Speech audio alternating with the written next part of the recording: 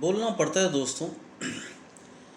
अगर तुम लोग इतने समझदार नहीं होते तो मैं नहीं बोलता। देखो, जो हमारा देश है, तो देश की जो संस्थाएं जिसका काम है देश को आगे बढ़ाना, वो हमारे देश की संस्थाएं आपको आगे नहीं बढ़ना देना चाहती हैं, आपको जाहिलों की श्रेणी में रखना चाहती हैं, आपके बच्चों के भविष्य को बर्बाद करना चाहती हैं। कैसे, ये मैं बताता हूँ।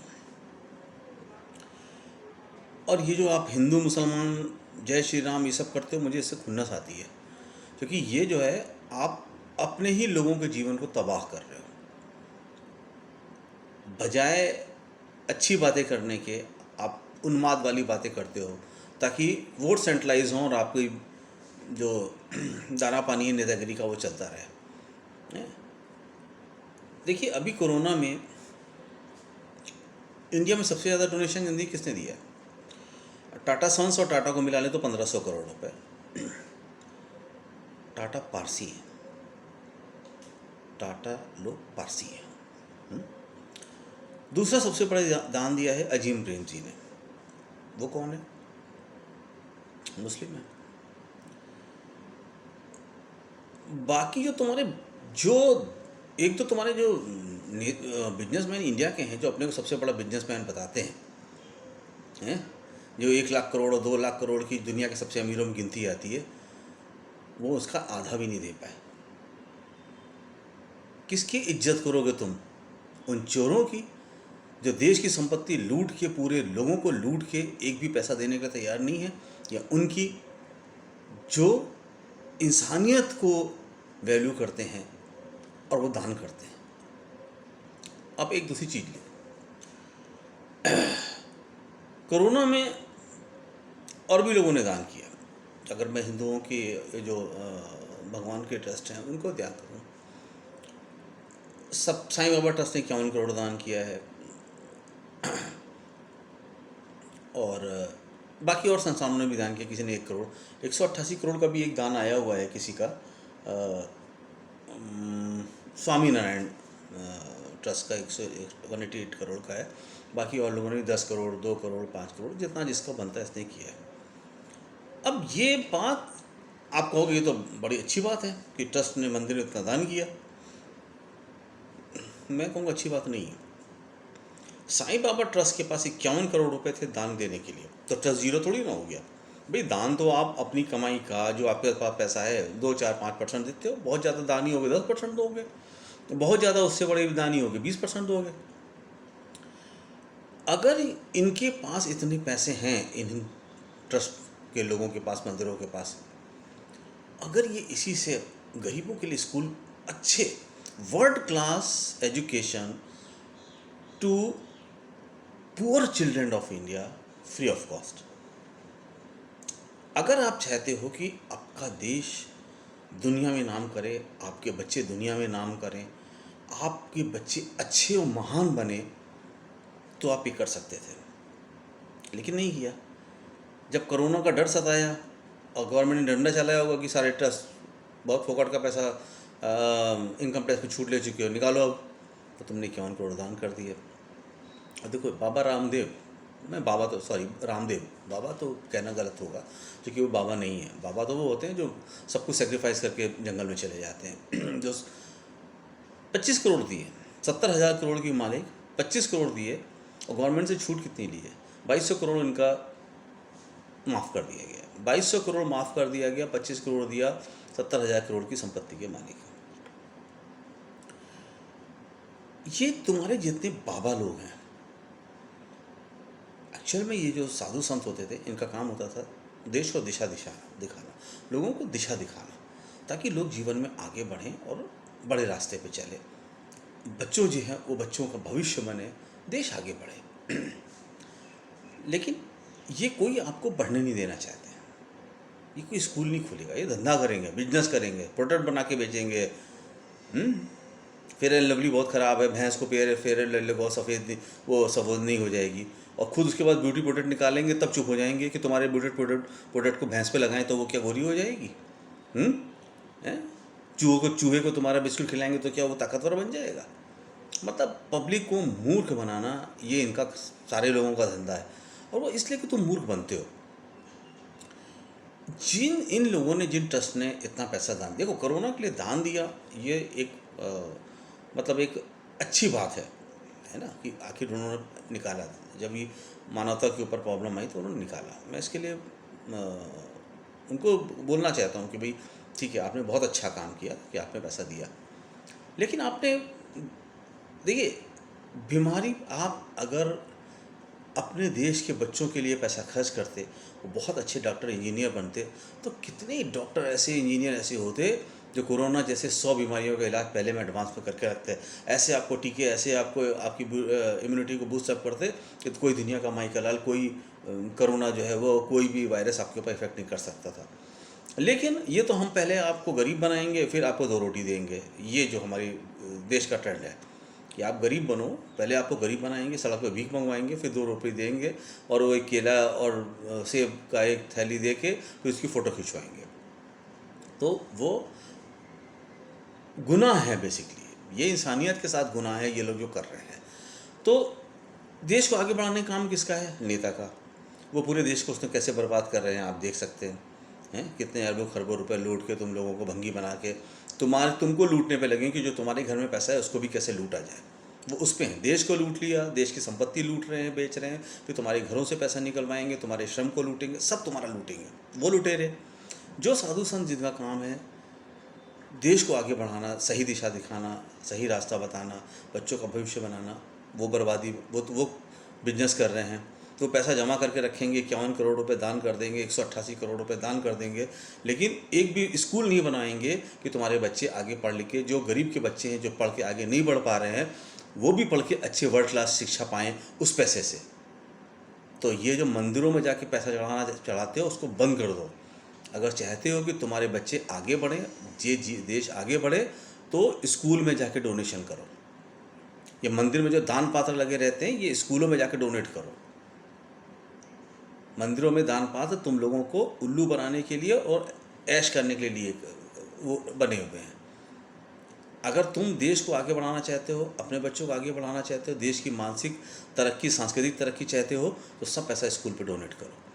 और वो स्कूल वो नहीं जो डोनेशन लेके एडमिशन करते हैं, वो स्कूल जो कम फीस में बच्चों को अच्छी शिक्षा प्रदान करते हैं। पैसा को लगाओ, स्कूलों पे लगाओ, बच्चों को शिक्षित करो, आगे बढ़ाओ, किताबें भी सब बच्चों को फ्री में बांटो। बनाओ एक सिस्टम की किसी भी कोई भी अगर आपको किसी को गिफ्ट देना है तो इस कुछ मत दो, तुम इस सब जो दुनिया भर की चीज़ें बांटते हो, बुक बांटो, किताबें दो, बच्चों को डोनेशन करो। और ये सब मुझे गुस्सा क्यों आता है?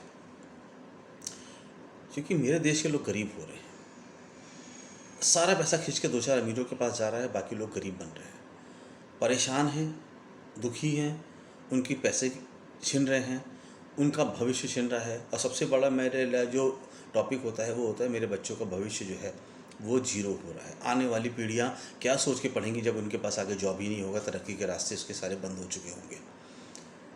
तो साथियों, ये, और देखो मैं एक चीज़ बताऊँ जो बहुत इम्पोर्टेंट है, बहुत अच्छी तरीके से समझना। ये जो आदमी का शरीर है, मैं हमेशा कहता हूँ ये ईश्वर का बनाया हुआ है ना, इसके अंदर ईश्वर वास करता है। इसे जो मेहनत करता है ना, ये जो हमारे गरीब हैं, ये लोग जो मेहनत करते हैं, और जो इस गवर्नमेंट ने उन जो गरीबों को लूटा है, देखो गरीबों के पसीने की इतनी ताकत होती है, तुम पानी रख दो अपने फर्श पर डाल दो, थोड़ी देर में सूख जाएगा, क्योंकि सूरज की किरणें जो है इसको सुखा देती हैं। तुम्हारे कपड़े तुम बाहर फैलाते हो, सूरज की किरणें उसको सुखा देती हैं, है ना। गरीब के पसीने को नहीं सुखा पाती हैं। पानी रख दो ग्लास में भर के, 2-3 दिन रखो, धीरे धीरे सूरज धूप में रखो, पानी गर्म हो जाएगा, धीरे धीरे सूख जाएगा पानी, है ना। फर्श पे पानी डालोगे सूख जाएगा, खेत पे ज़मीन पे पानी होगा सूख जाएगा, क्योंकि सूरज की किरणों में इतनी ताकत होती है कि वो उसको अब्जॉर्व करके सुखा देती हैं। और गरीब के पसीने को सुखा पाती हैं? नहीं सुखा पाती हैं, क्योंकि वो पसीना जो निकला है वो उस मेहनत से निकला है जिसको भगवान ने रियलाइज़ किया है। तब वो निकला है। आंसू तभी निकलते हैं, पसीना तभी निकलता है जब आप वो काम करते हो जो भगवान का काम होता है। मेहनत करना, श्रम करना, इस धरती को देना, ये काम होता है। किसान जो मेहनत करके जो पसीना निकालता है, बदबू आती है, तुम उसके पास जाना नहीं चाहोगे, लेकिन उसी उसी मेहनत की वजह से तुम रोटी खाते हो। ये फिल्म वाले और दो चार लोग जब तुम्हें सेंट लगा के बैठ जाते हैं, तुम्हें लगता है बहुत अच्छा, उनके आगे चिल्लाते हो और उनकी शक्ल देखने के लिए घूमते रहते हो, थर्ड क्लास लोगों की। किसानों की देखो, उन किसानों की शक्ल देखो, उनकी फ़ोटो खींच के उनके साथ सेल्फी लो, जो 6-6 महीने तक फसल के उगने का इंतज़ार करते हैं, और जब फसल उगती है तो सस्ते में तुम्हें बेचते हैं। पिक्चरों के टिकट के कितने दाम हैं? गेहूँ कितने में खरीदते हो? आज भी 25 रुपये 30 रुपये किलो गेहूँ खरीद लेते हो। टिकट तुम्हें पिक्चर का 25 रुपये में नहीं मिलेगा, वो 200 रुपये में मिलेगा। पॉपकॉर्न वाला भी 170 रुपये का, 200 रुपये का पॉपकॉर्न देता है, और बेचारा वो 6 महीने तक मेहनत करके फसल उगाता है, और तुम्हें 25 रुपये किलो गेहूँ फिर भी देके जाता है। जिससे खाते हो तुम, जिंदा रहते हो। वो गेहूँ बंद हो जाएगा तो टीवी देखने लायक भी नहीं रह जाओगे। तो ये बिल्कुल बेकार की फर्जी दुनिया से बाहर निकलो, ईमानदार लोगों की वक़्त करना शुरू करो, मिलिट्री वालों की वक़्त करना शुरू करो। ईमानदार कोई भी हो, चाहे वो पुलिस का हो, चाहे मिलिट्री का हो, चाहे डॉक्टर हो, चाहे इंजीनियर हो, चाहे क्लर्क हो, चाहे साधारण इंसान हो, चाहे गरीब हो, चाहे मजदूर हो, चाहे रिक्शे वाला हो, जो भी अच्छा मेहनत का अच्छा इंसान है, उसकी वैल्यू करना सीखो। अगर तुम चाहते हो कि तुम्हारा देश आगे बढ़े और उसकी वैल्यू हो, तुम्हारे बच्चों का भविष्य बढ़े, और गरीबों का पैसा गरीबों को वापस दिलवाओ जितना छीन के गया है। अगर कोई भी सरकार, कोई भी राजा, कोई भी सरकार गरीबों के हक का पैसा अमीरों को पहुंचाती है, तो वो गुनाह है मेरे हिसाब से। गरीबों का पैसा बहुत गया है, गरीबों का पैसा गरीबों के पास नहीं वापस आया। और वो भी उन बिजनेसमैनों के ऊपर भी मुझे बहुत शर्म आती है, जब गरीबों ने जहाँ 25-25 साल तक काम किया और 25-25 साल तक कमा के दिया है उनको।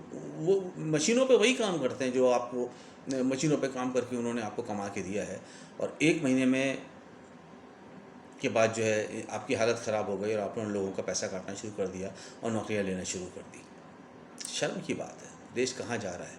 नौकरियां जनरेट करने की जगह लोगों की नौकरियां जा रही हैं। स्टेशन, कभी रेलवे स्टेशन बढ़ते थे, आज रेलवे स्टेशन बिक रहे हैं। इंडिया एक ऐसी कंट्री है जहाँ की अभी एयरलाइंस भी ख़त्म हो जाएगी, 500 लोगों को घर भेज दिया गया, बहुत सॉरी 5 साल के लिए लोगों को भेज दिया गया। इस तबाही के रास्ते पे बढ़ते हुए वो इसलिए बढ़ रहे हो क्योंकि तुम लोग जाहिल बन चुके हो। बस टिकटॉक पे और फेसबुक पे उल्टी सीधी पोस्ट करने में लगे हुए हो। जाहिल भक्त पैदा हो गए हैं जिनकी कोई अकल ही नहीं है, और वो इसलिए क्योंकि आपने स्कूल पे कभी पैसा ही नहीं खर्च किया, स्कूलों को कभी पैसा दान नहीं दिया, बच्चों को कभी बुक्स किताबों गिफ्ट नहीं की। तो नॉलेज कहाँ चली गई? ख़त्म हो गई। वो टिकटॉक और फेसबुक की उल्टी सीधी पोस्ट को में करने में निकल गया। आपके बच्चे को जो काबिल हो, जो वर्ल्ड क्लास बनना चाहिए था, वो बन ही नहीं पाया, नहीं बन पाया, अभी तक नहीं बन पाया। आज से शुरू करो। जो भी पैसा मिले, 200 रुपये की सड़क के किनारे किताबें मिलती हैं। आज हमारी किताबों का ये स्तर हो गया कि जूते बाटा के शोरूम में चले जाओ, जूते चमचमाते शोरूमों में मिलते हैं, और जो किताबें जो हैं फुटपाथ वाले बेचते हैं, वो भी 200 रुपये की किताब पे पिज़्ज़ा वाला 500 का पिज़्ज़ा देता है। तुम उससे नेगोशिएट नहीं कर पाओगे कि ये ज़रा सा पिज़्ज़ा 500 रुपये का क्यों है। और 200 रुपये की किताब पे बोलते हो डिस्काउंट 20% दो या 25% दिखा दो, और कभी तो बोलते पुरानी किताबें हाफ पे दे दो। पिज़्ज़ा की वैल्यू करोगे और किताबों की, नॉलेज की वैल्यू नहीं करोगे, तो तुम्हारा देश ऐसे ही बर्बादी के रास्ते पर जाएगा। ढंग का आदमी, अब्दुल कलाम जैसे लोग, लाल बहादुर शास्त्री जैसे लोग, इंदिरा गांधी जैसे लोग, नेहरू जैसे लोग, काबिल लोग पैदा ही नहीं होंगे। वो काबिलियत उनकी ख़त्म हो जाएगी, वो काबिल बन ही नहीं पाएंगे, और सिर्फ गधे जो हैं तुम्हारा देश चलाएंगे। बस यही समझ लो। देश को कैसे चलाना चाहते हो? अपने बच्चों का, खुद अपने बच्चों का भविष्य बर्बाद करके और अपना जीवन खराब करना चाहते हो, और अपने बच्चों का जीवन खराब करना चाहते हो, तो जैसे चल रहा है वैसे ही चलो। वरना किताबों पे और स्कूलों पे ध्यान दो। सारे मंदिरों का पैसा निकलवा के स्कूल खोलो, सस्ते स्कूल बनवाओ, उसको वोट दो जो बोले तुम्हारे गांव में वर्ल्ड क्लास स्कूल बना के तुम्हारे बच्चों वो फ्री देगा, उसका सारा पैसा जो है वो फ्री में होगा, बच्चों को नहीं, वो नहीं होगा। जितनी इंडस्ट्री है सबका जो CSR का पैसा है, सबसे स्कूल बनवाओ।